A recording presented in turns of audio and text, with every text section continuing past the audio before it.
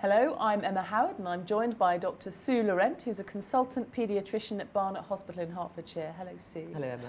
I have a question here about a 9-year-old boy who's overweight and his parents are very worried about him because he's getting bullied at school.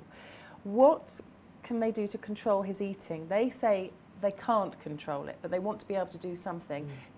They're going to have to take some kind of control, aren't they? I think it's really important. I think this is a 9-year-old boy, so most of what he's eating is going to be at home. And it's very important to look at the whole family and what the whole family's diet is like, and to make sure that they're shopping for the right kind of foods. I'm always amazed by how often parents will buy nice little treats to have for themselves, which they don't expect their child to eat because they don't want them to eat unhealthy things. And then they're surprised by the fact they raid the fridge or they raid the cupboard.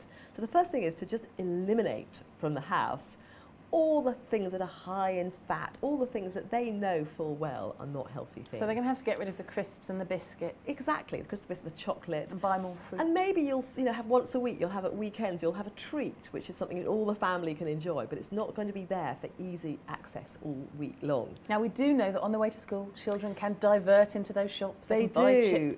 They do. And for 9-year-olds, you've got a bit more control because most of 9-year-olds are still being taken to school or being and most 9-year-olds aren't going to have enough of their own money to keep buying things. Although I do find some children are using their bus money to spend on tuck, which is quite interesting. And yes, because the drive to eat is big within all of us, isn't it? It is big within all of us. It's really important for parents to remember how many calories there are in things like a can of Coke.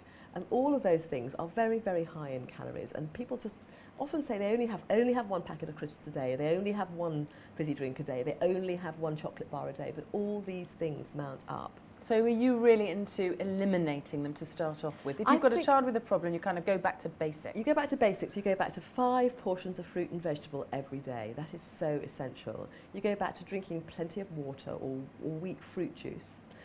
You go back to helping the child to understand healthy eating, to eat variety. I'm shocked by how many children just eat junk food.